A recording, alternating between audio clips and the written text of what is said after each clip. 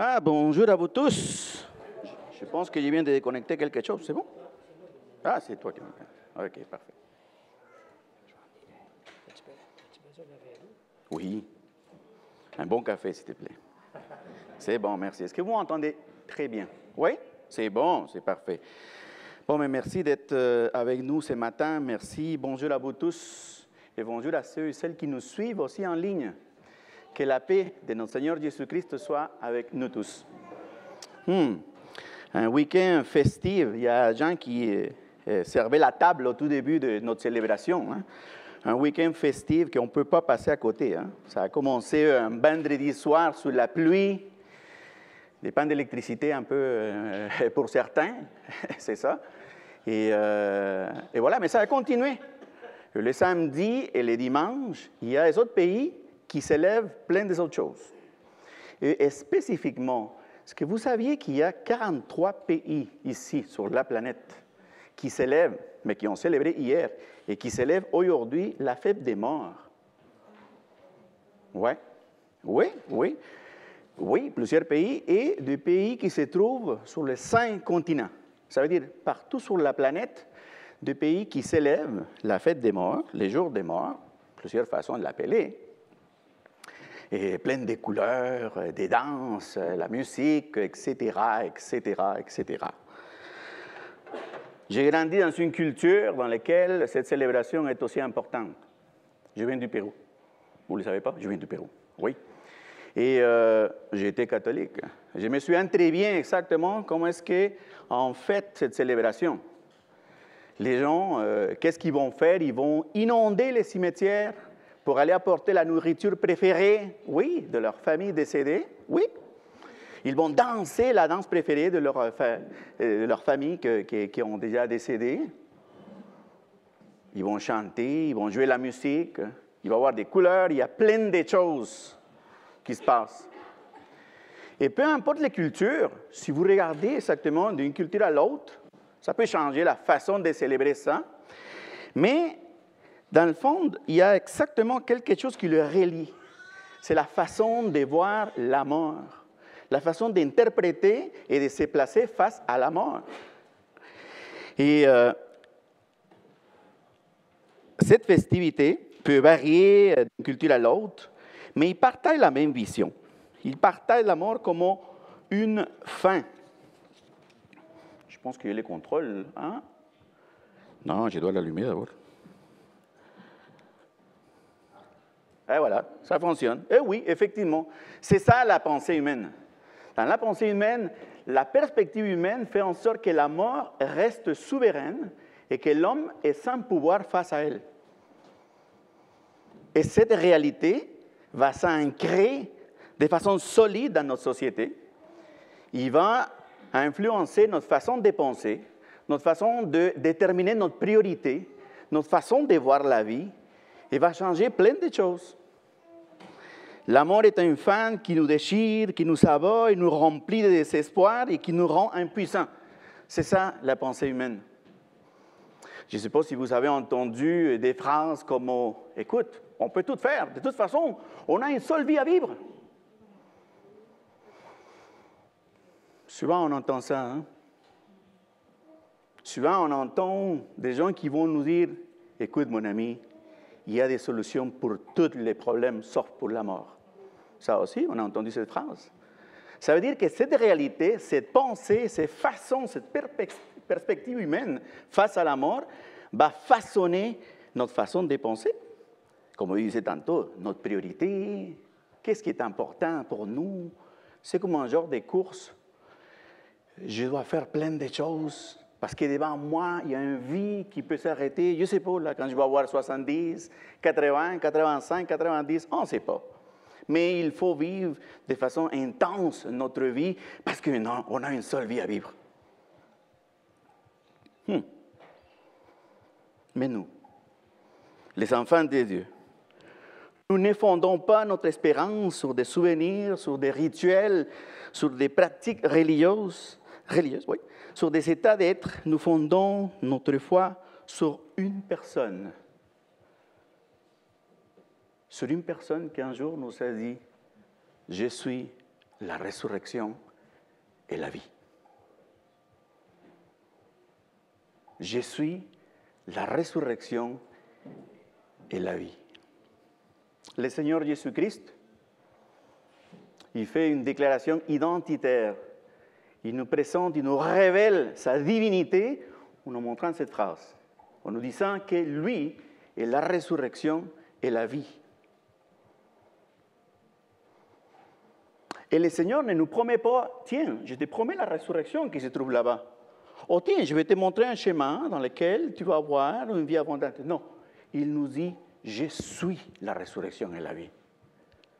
Ça change complètement les choses.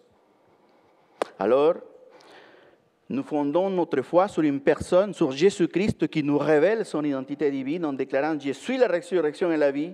Alors nous pouvons célébrer, comme disait Jean ce matin, nous pouvons célébrer que nous sommes vivants en Jésus-Christ. Et ça change complètement toutes les choses. Comprenez-vous la portée de cette phrase, de cette déclaration? La résurrection n'est pas un concept philosophique, n'est pas un état d'esprit, n'est pas quelque chose qu'on atteint à cause de nos efforts ou de nos pratiques religieuses. La résurrection et la vie est une personne. Jésus-Christ. Une personne vivante qui se tient devant nous aujourd'hui, notre Seigneur Jésus-Christ, le Fils de Dieu. Et c'est précisément ce matin, et c'est précisément ce que nous allons explorer ensemble ce matin. Et le message et mon désir aujourd'hui pour nous tous, c'est précisément le titre de mon message. Puisque Jésus-Christ est la résurrection et la vie, alors cessons de vivre comme des morts. Puisque le Seigneur Jésus-Christ est la résurrection et la vie, cessons, arrêtons de vivre comme des morts.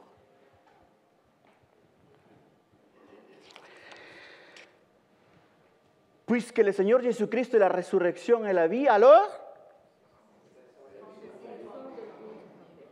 Exactement, vous avez appris par cœur le titre. C'est bon, bravo. Oui, puisque le Seigneur est la résurrection et la vie, nous cessons de vivre comme si la mort avait le dernier mot sur nous. Puisque le Seigneur est la résurrection et la vie, nous vivons comme ceux qui sont unis à la source même de toute vie.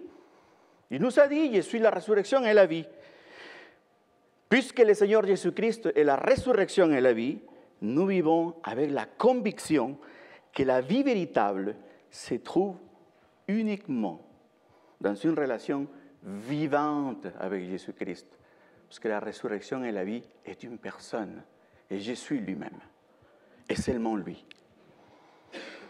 Parce que la résurrection et la vie, parce que Jésus-Christ est la résurrection et la vie, nous prenons conscience que le Seigneur Jésus-Christ vient nous donner une espérance nouvelle. Prions. Ah Seigneur, quelle joie de te connaître, quelle joie de t'appartenir, Seigneur. Toi qui es la source de vie, toi qui es la résurrection, Seigneur. Nous te prions ce matin, touche notre vie, touche notre cœur. Fais-nous réaliser, Seigneur, qu'effectivement, Seigneur, tu nous as donné accès à une vie nouvelle, à une vie pleine. Et pas question, Seigneur, de vivre avec cette crainte de que la vie est fugace, de que la vie est éphémère, Seigneur. Viens transformer notre vie, Seigneur, en toi, sont nos prières. Amen. Alors, qu'est-ce que je vous propose aujourd'hui pour explorer cette vérité? Je vous propose de nous émerveiller avec cette récit extraordinaire de la résurrection de Lazare qui se trouve dans l'évangile de Jean, chapitre 11. Ça, c'est mon Berdo. Hein? C'est ça la proposition aujourd'hui, qu'on puisse explorer et s'émerveiller de cette signe miraculeuse qui est la résurrection de Lazare, qui se trouve dans le livre de Jean, versets 1 à 44. Alors, c'est sûr que je ne prétends pas passer à travers les 44 versets. Si vous me dites oui, c'est parce que vous êtes prêt à rester jusqu'à 3h p.m. Amen, il y a quelqu'un qui a dit amen en arrière. Ah, mais c'est bon ça, OK. Bon, alors, vous allez me permettre de faire un résumé pour la première partie, le verset 1 à 16. Ensuite, nous allons faire une lecture guidée du verset 17-27 qui représente le texte central de ce message. Et ensuite, je ferai un autre résumé pour le verset à la fin, du 28 à 44. Est-ce que ça vous va comme ça? Oui. Je vais prêter la phrase de mon frère Paulo. Amen. Amen. Merci, mon frère. OK, excellent. Parfait. Alors, mais là, avant, je vais juste prendre quelques secondes pour vous situer un peu où se trouve ce passage. On a dit Jean 1, 44. Et là, le tableau est trop petit et j'ai réalisé ça ce matin. Alors oui, effectivement. Et là, vous allez me permettre de m'approcher parce que je l'ai... Ah oui, je l'ai ici. Ah oui, je l'ai ici. Oui, effectivement. L'évangile de Jean, qui a comme objectif, on le trouve rapidement dans le verset 20-31. Jean, il nous a dit, « Mais ce qui est écrit a été écrit afin que vous croyiez que Jésus est le Christ, le Fils de Dieu, et qu'en croyant, vous puissiez avoir la vie en son nom. » Voilà l'objectif de Jean en écrivant cet évangile. Et on voit que le livre est séparé en deux parties, le chapitre 1 à 12, qui représente presque 3 ans de ministère de notre Seigneur Jésus-Christ, et le chapitre 13 à 21, qui représente les dernières semaines. La première partie est aussi appelée le livre des signes, parce qu'à l'intérieur, nous allons trouver 7 signes miraculeux. Et parmi ces 7 signes se trouve précisément la résurrection de Lazare, des signes qui vont révéler, qui vont démontrer la divinité de notre Seigneur Jésus-Christ. Et après, la deuxième partie touche précisément ce qu'on appelle le livre de la gloire, la passion et la résurrection de notre Seigneur Jésus-Christ. Oui. Et on va voir aussi que l'évangile de Jean va présenter 7 déclarations identitaires de notre Seigneur Jésus-Christ. Encore une fois, pour révéler sa divinité, pour nous montrer que lui est le Fils de Dieu. Et une de ces déclarations identitaires, la 5e, c'est précisément cette « Je suis la résurrection et la vie ». C'est là qu'on se trouve. C'est là qu'il se trouve exactement le passage d'aujourd'hui, la résurrection miraculeuse de Lazare. OK? Bon, mais merci. Et on peut commencer. Et vous me permettez de lire ce résumé de la première partie. Entre les versets 1 à 16, la parole de Dieu nous dit qu'un homme nommé Lazare tombe gravement malade à Béthanie. Ses sœurs, Marie et Marthe, connaissaient très bien le Seigneur. Inquiète, elle lui envoie un message urgent. « Seigneur, c'est lui qui tu es malade. » Quand Jésus reçoit la nouvelle, sa réaction surprend tout le monde. Au lieu de partir immédiatement, il déclare calmement, « Cette maladie n'est pas à la mort, mais pour la gloire de Dieu. » C'est ça ce que dit le Seigneur. Et il reste encore 2 jours là où il se trouve. Alors, notez que face à ce drame, à cette situation difficile, il y a quelqu'un qui est sur le point de mourir. Le Seigneur, il ne semble pas pressé. Il décide de rester 2 jours encore. Je pense que nous tous, on connaît très bien l'histoire. Mais il reste encore 2 jours. Bien, on se pose la question. Mais qu'est-ce qui se passe? Le Seigneur est insensible face à la souffrance de son bon ami Lazare qui est sur le point de mourir. Pourquoi il ne court pas? Pourquoi il ne s'en va pas tout de suite? Qu'est-ce qui arrive? Qu'est-ce qui arrive? Mais il arrive que le Seigneur, tout est parfaitement orchestré selon un plan divin. Le Seigneur est en contrôle de toutes les choses. Toutes les choses. Pourquoi Jean insiste sur le fait de que la résurrection a eu lieu 4 jours plus tard, ou que les morts étaient déjà à l'intérieur du tombeau au moins 4 jours? Pourquoi? On peut lire, là, cette partie est un peu compliquée à comprendre, alors je vais tourner, je vais continuer le passage. Non, on peut s'arrêter. On peut s'arrêter parce que même là, il y a un détail important. Le Seigneur contrôle tous les détails. Aujourd'hui, C'est sûr que la science médicale peut déterminer à partir de l'utilisation de plein d'instruments le décès d'une personne, n'est-ce pas? Aujourd'hui, c'est possible. Mais à cette époque-là, non. Alors, à cette époque-là, il y avait une tradition juive, rabbinique, qui disait que quand quelqu'un décédait, c'est une tradition de l'époque, hein? Le Seigneur, il fait avec la connaissance et les croyances de la culture, de là où est-ce il était. Alors, cette tradition juive rabbinique signalait que quand quelqu'un décédait, l'esprit restait à côté du cadavre parce qu'il voulait y retourner. Ouais. Et que quand la décomposition du corps apparaissait, l'esprit partait. Et eux, ils comprenaient que ce processus pouvait durer 4 jours. Alors, c'est quoi l'objectif à l'intérieur de tout ça? Pourquoi Jean met de l'emphase sur les 4 jours? Pourquoi les Écritures nous révèlent que le Seigneur a décidé de rester 12 jours avant de partir voir ses amis?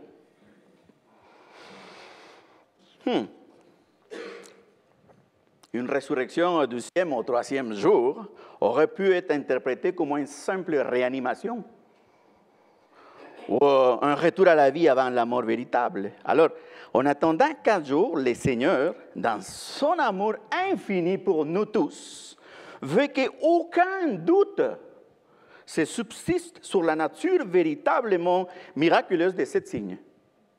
Alors, il s'agit de quoi? D'une résurrection incontestable. Personne de tous ceux qui ont été témoins de cette résurrection peut dire « non, il n'était pas mort ». Oui, il était mort, parce qu'en fonction de ce qu'ils connaissaient à l'époque, 4 jours déterminaient un signe de que la personne, pour de vrai, était morte. Le Seigneur qui contrôle tout, tout est parfaitement orchestré selon un plan divin. Alors, Jésus annonce à ses disciples retournant en Judée, ce qui les fait paniquer. Si vous lisez l'Évangile, le chapitre avant, vous allez voir que le Seigneur a failli se faire lapider par les Juifs. Alors maintenant, il est en train d'annoncer à ses disciples, on s'en va en Jérusalem. Mais Béthanie est juste à 3 kilomètres de Jérusalem. Alors les disciples, de façon logique, ils vont rentrer en panique. Mais Seigneur, comment ça on va y aller? Tu ne te souviens pas qu'est-ce qui s'est passé il n'y a pas longtemps? Et tu vas y rentrer?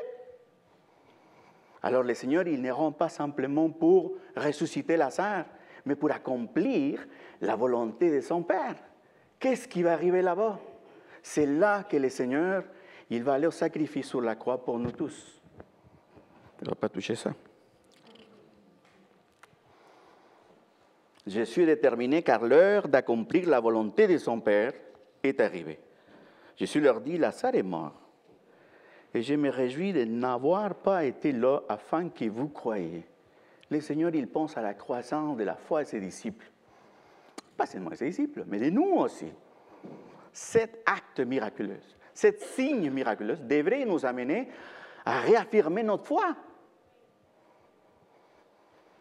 Mais allons vers lui, dit, et le groupe se met en route vers Béthanie.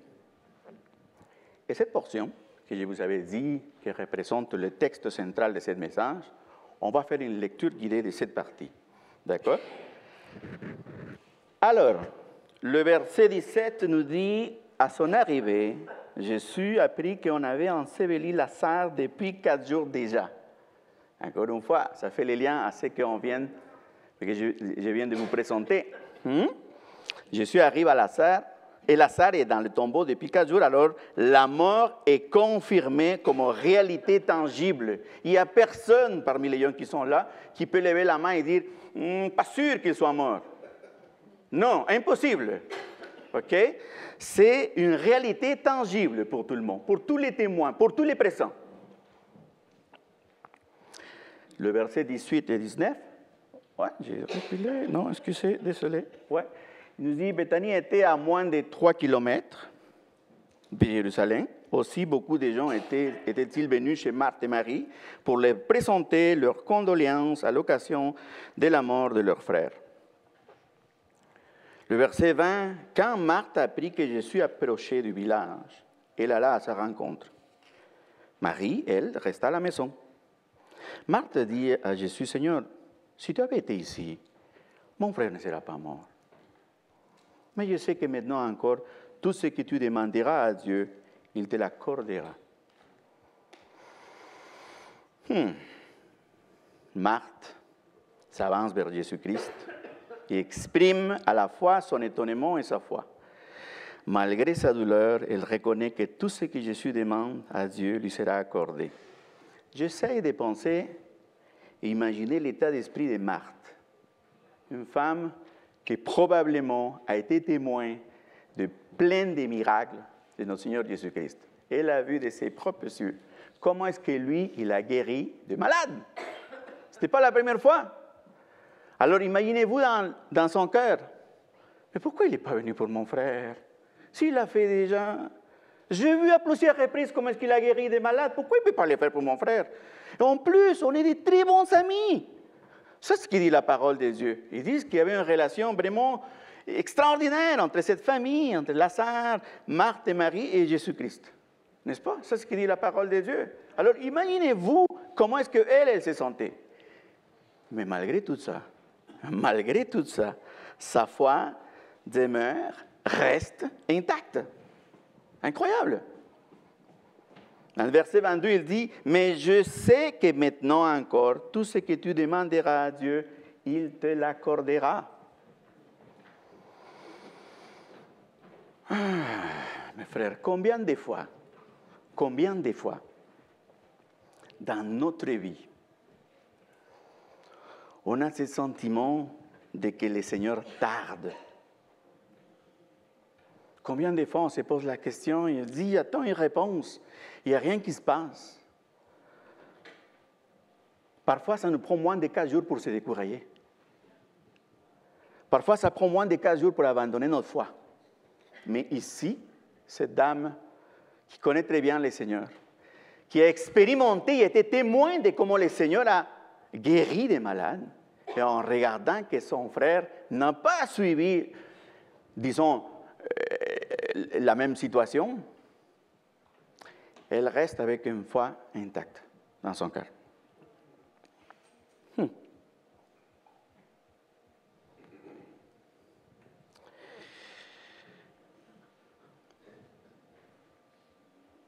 Verset 23, ton frère reviendra à la vie, lui dit le Seigneur Jésus-Christ. Je sais bien, répondit Marthe, oui, je comprends ce que tu veux dire, qu'il reviendra à la vie au dernier jour, lors de la résurrection des morts. Voilà sa déclaration. Marthe, il va s'attacher à cette compréhension de l'époque. À l'époque, il y avait des Juifs qui comprenaient ça. C'était ça leur position. Eux, ils disaient à la fin du temps, lors du jugement dernier, les justes retrouveront la vie, leur corps reprendront vie, et ils vivront éternellement dans le royaume des dieux. Marthe déclare qu'il croit en Jésus-Christ, qu'il croit que le Seigneur est le Messie, le libérateur d'Israël, mais sa vision s'arrête là. Il pense simplement au futur. Oui, c'est ça ce que j'ai appris. Mes traditions, ma famille m'ont expliqué qu'effectivement, au dernier jour, ben voilà, les morts ils vont ressusciter, etc., etc. Mais ce n'est pas de ça que le Seigneur parlait. Le Seigneur avait un autre plan pour elle. Il y avait un autre plan pour Lazare. Il y avait un autre plan pour nous tous. Une résurrection personnelle qui dépasse l'attente eschatologique de Marthe. Et voilà, nous allons lire le texte central, le message central de notre texte. Au verset 25, le Seigneur nous dit, « Je suis la résurrection et la vie, lui dit Jésus. C'est lui qui place toute sa confiance en moi vivra, même s'il meurt. Et tout homme qui vit et croit en moi ne mourra jamais. Crois-tu cela? Oui, Seigneur, lui répondit-elle. Je crois que tu es le Christ, le Fils de Dieu. C'est lui qui devait venir dans le monde. Je suis la résurrection et la vie est sans doute le message central de notre passage. Le Messie annoncé aux Hébreux durant tout l'Ancien Testament, c'est bien celui qui est la résurrection et la vie. L'œuvre de Jésus éclaire les écrits de l'Ancien Testament Comme l'Ancien Testament est clair, c'est que le Seigneur Jésus-Christ fera. Devant les Juifs, le Seigneur est en train de révéler que c'est lui le Messie annoncé à l'Ancien Testament. Et ces deux affirmations, « Je suis la résurrection et la vie », sont pas synonymes. Ce n'est pas que le Seigneur veut dire deux fois la même chose. Il s'agit de deux vérités complémentaires. La première vérité, « Je suis la résurrection », assure notre avenir au-delà de la mort. Et la deuxième nous révèle notre existence actuelle, renouvelle notre existence actuelle. OK? Alors, il ne s'agit pas de synonymes. Je suis la résurrection et la vie. La première assure notre avenir au-delà de la mort. Et la deuxième renouvelle complètement notre existence actuelle.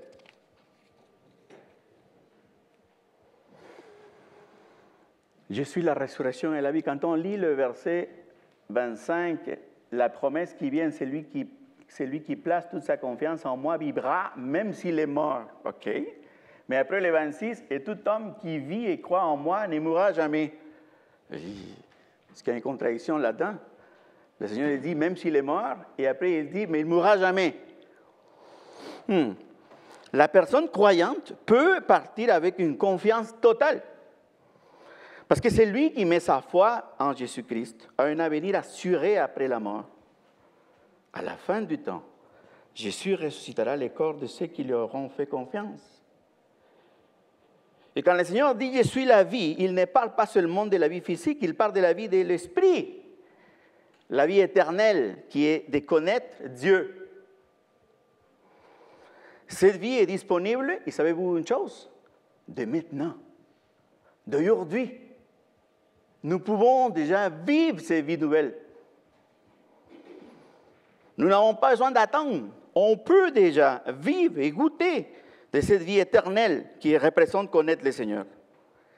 Les chrétiens qui ont reçu cette vie d'esprit et croient en Jésus-Christ ne mourront jamais. Jésus ne parle pas dans cette deuxième partie de cette vie physique qui peut arriver. Dans sa souveraineté, ça peut arriver. Que nous, on finit nos jours ici, je ne sais pas à quel âge, ça peut arriver. Mais le Seigneur nous signale que les chrétiens possèdent déjà la vie éternelle et Jésus nous dit qu'ils ne mourront jamais de cette vie éternelle. On ne meurt jamais. Une fois que nous emmenons des nouveaux, nous avons cette vie nouvelle, on ne meurt jamais spirituellement. Jamais. Quelle vérité extraordinaire. Ça change tout. Ça change tout. Je disais au tout début, la vision du monde qui voit la vie comme quelque chose qui s'éteint, je ne sais pas, à 70, 80, 90, peu importe. Et ici, un Dieu qui nous révèle et qui nous dit qu'en mettant nos confiances en lui, nous pouvons avoir cette assurance pour le futur et qu'on peut profiter déjà de cette vie nouvelle d'aujourd'hui.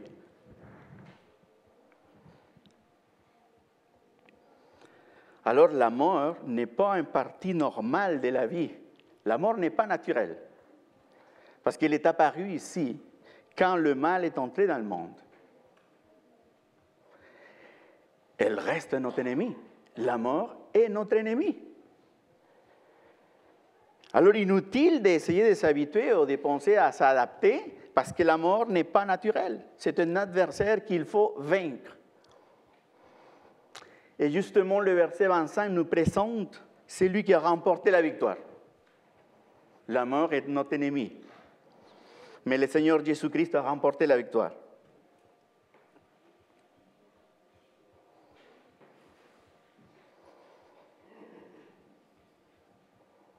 Cette conversation nous révèle quelque chose d'important. La vie et la résurrection ne sont pas simplement des idées.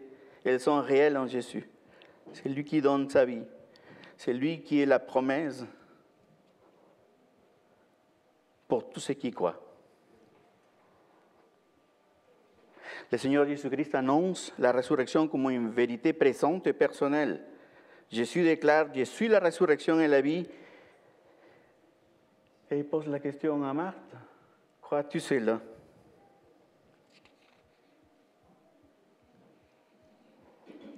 Crois-tu cela?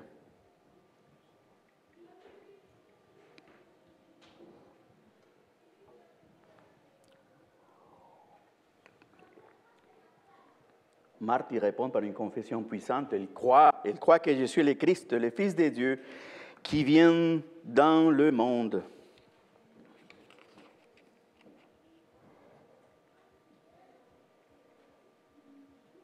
Et toi, mon frère, ma sœur, toi, mon ami qui nous suit en ligne, crois-tu cela? Crois-tu que le Seigneur Jésus-Christ est la résurrection et la vie? Ou est-ce qu'il s'agit simplement d'un acte miraculeux du passé et qu'aujourd'hui n'a aucun effet dans nos vies? Est-ce que cette réalité vient t'interpeller, vient t'aider pour grandir dans la foi? Est-ce que cette réalité révèle la divinité de ton Seigneur, de notre Seigneur? Crois-tu cela? Cette question résonne et résonne encore à chaque jour, à chaque année, dans notre vie. Croyons-nous cela? C'est la base. Si on ne croit pas à cela, à quoi ça sert le reste? Crois-tu que le Seigneur Jésus-Christ est la résurrection et la vie?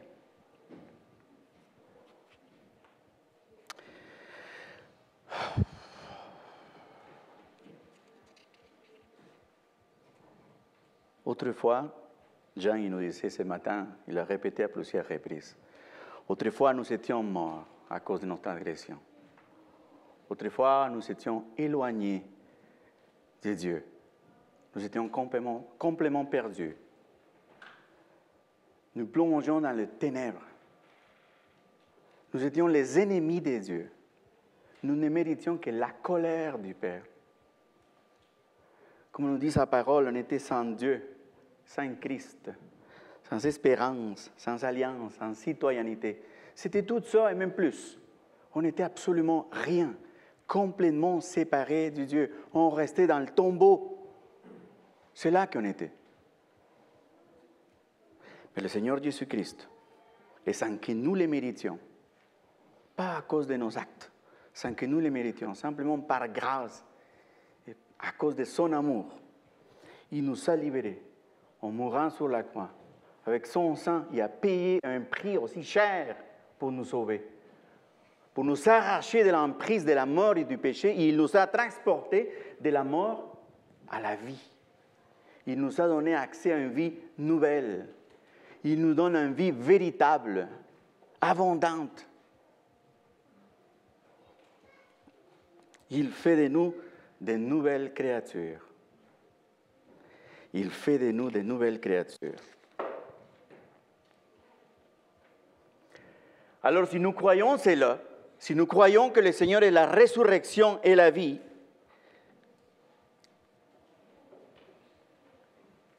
arrêtons de vivre comme des morts. Arrêtons de craindre la mort. Parce que le Seigneur Jésus-Christ est la résurrection. Arrêtons de craindre le péché. Parce que Jésus est la vie. Une vie nouvelle, loin du péché. Arrêtons de chercher à se valider parce que la vie de Jésus nous justifie, nous réconcilie avec le Père. Nous sommes justifiés devant son Père. Nos vies sont cachées en Jésus-Christ. C'est comme ça que Dieu nous voit. Dieu le Père, son Fils et nous. Il nous voit justifiés. Est-ce qu'on a fait quelque chose pour mériter ça? Absolument rien. C'est simplement par sa grâce, son amour, que nous sommes justifiés devant le Seigneur, devant Dieu. Alors, arrêtons de chercher à se valider. Vivons pas comme des morts qui pensent que la vie dure une période de temps. Il faut optimiser, il faut profiter au maximum de cette vie.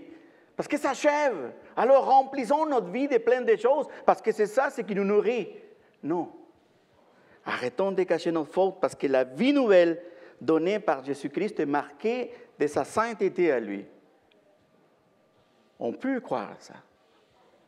Si nous sommes vivants, nous devons arrêter complètement de vivre dans ce type de crainte. J'ai pensé à la mort, le péché, à chercher à développer des choses, à accumuler des choses, parce que c'est ça ce qui donne ma valeur. Notre valeur se trouve en Jésus-Christ. Son sacrifice sur la croix. Son sacrifice qui nous justifie devant son Père. Arrêtons de craindre les puissances mauvaises. Pourquoi avoir peur? Si sa parole nous dit que le Seigneur a dépouillé les dominations et les autorités, pourquoi avoir peur s'il nous dit qu'il les a livrés publiquement en spectacle? Pourquoi avoir peur s'il nous dit qu'il les a livrés publiquement en spectacle en triomphant d'elle par la croix? Pourquoi je dois avoir peur? Pourquoi je dois vivre comme si j'étais mort? Je suis vivant en Jésus-Christ à cause de son sacrifice. Alors, j'arrête de faire tout ça.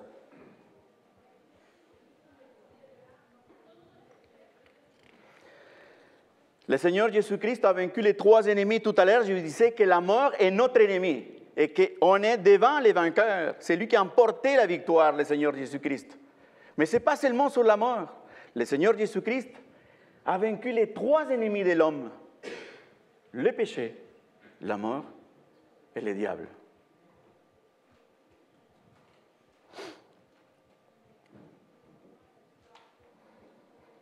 Alors la mort n'a pas le dernier mot. Il n'a pas eu le dernier mot sur Lazare et il n'aura pas non plus le dernier mot sur nous. Alors nous pouvons poursuivre la sainteté, profiter de notre plein accès à Dieu et agir confiant que la puissance de Dieu est plus grande que tout ce qui se trouve dans le monde. Profitons de notre nouvelle vie de maintenant. Célébrons que nous avons la vie en Jésus-Christ et une vie éternelle et abondante en lui.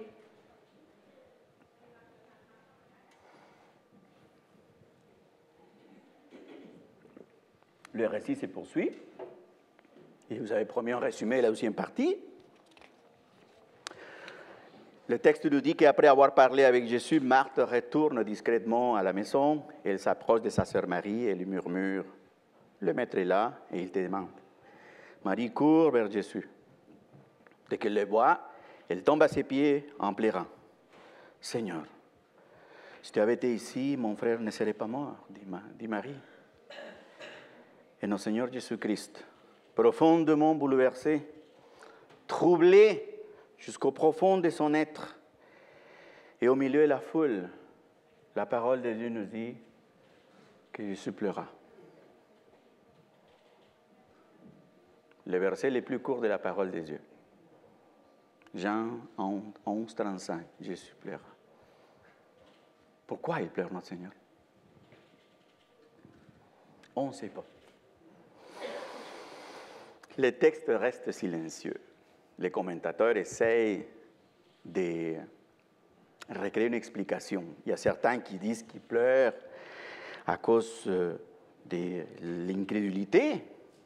Il y a certains qui signalent qu'il probablement il pleure à cause des ravages provoqués par le péché dans sa création. Il y a certains qui disent qu'il pleure parce que son bon ami Lazare est mort. Même s'il savait qu'il allait le ressusciter, il pleure. Mais ce qui est clair, c'est qu'il laisse comme constat cette portion, ce que le Seigneur manifeste sa profonde compassion envers nous. Ça, c'est clair. Que Dieu ne reste pas distant de son enfant. Le Seigneur est à côté de nous. Quel encouragement pour nous quand on fait face à la souffrance, à la maladie, ou peu importe quel autre type de situation. Il ne faut pas oublier, le Seigneur n'est pas distant, il est là. Il souffre avec nous. Il manifeste sa compassion pour nous. Alors les gens murmurent. Voyez comme il aimait, disent plusieurs. Mais autres chuchotent avec scepticisme. Lui qui a ouvert les yeux de l'aveugle, ne pouvait-il pas empêcher cet homme de mourir? Jésus demande d'ôter la pierre. Marthe proteste immédiatement. Seigneur, il sent déjà, cela fait 4 jours, encore une fois, 4 jours. Jésus la regarde avec tendresse. Ne t'ai-je pas dit que si tu crois, tu verras la gloire des yeux? Alors on roule la pierre, le silence tombe. Jésus lève les yeux vers le ciel et prie à voix haute. Père, je te rends grâce de ce que tu m'as exaucé. Je sais que tu m'exauces toujours, mais j'ai parlé à cause de cette foule, afin qu'ils croient que c'est toi qui m'as envoyé. Alors, je suis poussé un cri puissant qui déchire le silence. Lazare, sors!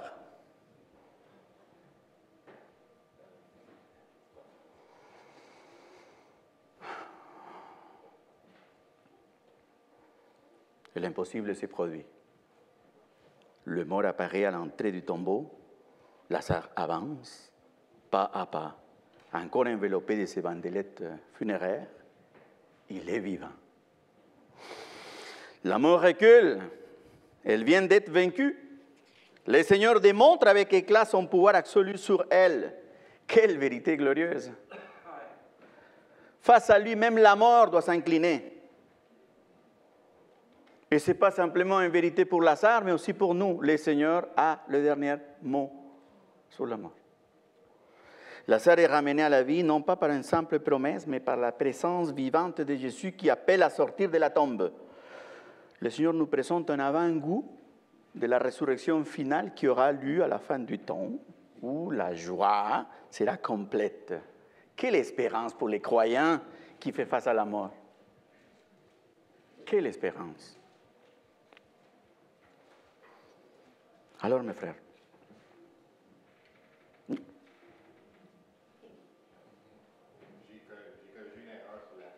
oh, ok. Ok, parfait. Merci. Je pensais qu'il avait fini. Bon. C'est bon, pas de problème. Aucun souci. Alors, mes frères, j'aimerais encore une fois répéter ce matin mon désir pour nous tous. Puisque je suis la résurrection et la vie, cessons de vivre comme les morts. Cessons de vivre comme ceux qui trouvent dans les richesses matérielles la garantie d'une vie meilleure, car il n'y a pas plus rien après, parce que nous avons une seule vie à vivre. Cessons de vivre comme ceux qui vivent dans la crainte et pensent que le Seigneur Jésus-Christ n'est pas suffisant. Cessons de vivre comme ceux qui vivent que pour cette vie et qui alignent leurs priorités à la performance de ce monde.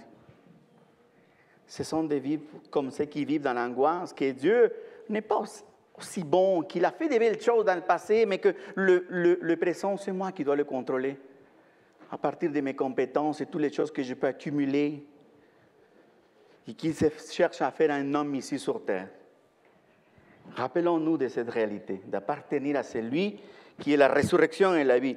Laissons-nous nous émerveiller par sa puissance et son autorité afin de réaffirmer notre foi. Rappelons-nous que Jésus-Christ est le Fils de Dieu. L'accès à la vie véritable se trouve uniquement dans une relation vivante avec Jésus. Alors ne cherchons pas ailleurs. C'est simplement en lui que nous trouvons la vie et la vie en abondance. Le Seigneur Jésus détient l'autorité ultime sur la mort et offre une vie au-delà des circonstances présentes.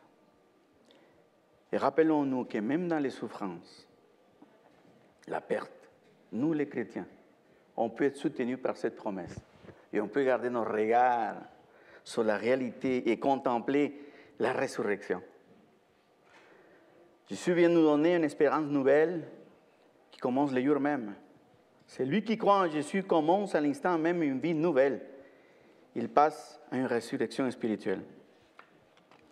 Dans quelques minutes, nous allons célébrer ensemble le repas du Seigneur.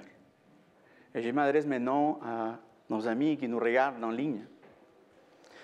J'aimerais juste vous souhaiter une semaine remplie des plus riches bénédictions de notre Seigneur Jésus-Christ.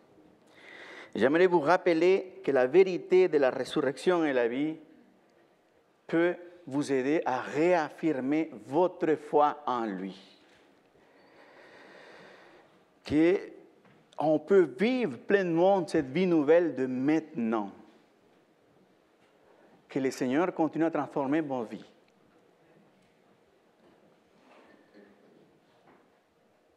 Bonne semaine à vous.